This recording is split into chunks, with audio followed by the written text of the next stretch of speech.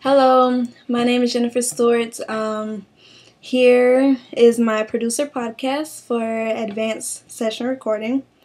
I chose to do my project on a producer by the name of Al Stone. I did not know anything about him. I've never heard of him before. My reasoning behind this choice is because I grew up listening to a group named Jamiroquai. And actually my father, growing up in New York, my father forced me to listen to this group, and for a while I couldn't stand it. And but after a while it grew on me. Their style, their music, everything grew on me to the point of today that every day I'm always listening to at least one song by Jamiroquai. Now, and especially because of the fact that I am here in school at Full Sail, about to graduate, and I've learned different recording techniques and engineering and producer tips, and so I learned to pay attention to the details in a song. I don't just listen to a song just to enjoy it. I listen to it to get those details and to see what I can learn from it and how I can incorporate what I learned from the song into my own music. So I was very curious with the details in some of the songs by Jamiroquai. There were a lot of reverb techniques, delay throws. A lot of things were reversed, different instruments that you wouldn't normally hear in other songs, didgeridoo, and even an accordion in one song. So I'm like, how did he do it? Who is the man behind all this work? His name is Al Stone.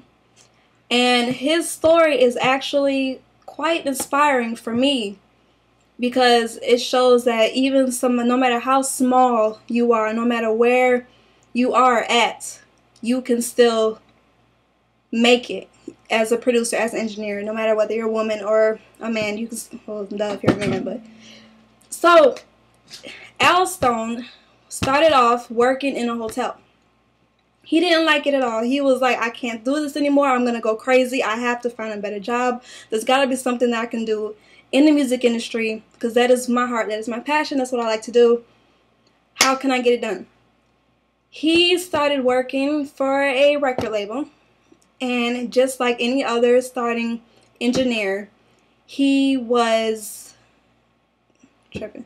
He was the one that would run and make the tea. He was the one that would go and run and go make food for everyone. Or he started off really at a low level and worked his way up, which is probably what most of us, probably me, will be doing. So eventually he got his break by finishing the tail end of one of Jamiroquai's albums. J.K., the lead singer of Jamiroquai, pulled Al Stone away and was like, hey, I really like what you're doing. I want you to start working on more of our projects as lead engineer, producer, all of that. I want you to do your thing. So Al Stone, he agreed, and I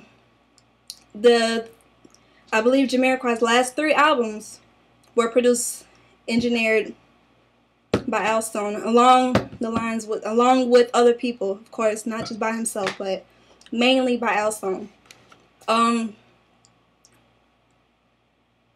He is a big fan of the SSL board, which is cool because that's what we've been learning, so that's exciting, which means I might even have a chance one day to work with him. He says that as far as automation, what stood out to me when he was talking about the SSL was that as far as automation on the SSL, he only uses it to mute things out, and that's it. Really simple person. Doesn't like to do all the extra crazy things that other engineers do for a song. And yet the music still came out beautiful. Like I said, I chose to do Al Stone. Great guy, great producer. The music is what drew me to him, and I hope to do more research and to learn more about him and find out what other great works that he is doing, what other techniques that he likes to do and is not afraid to share. And that's about it.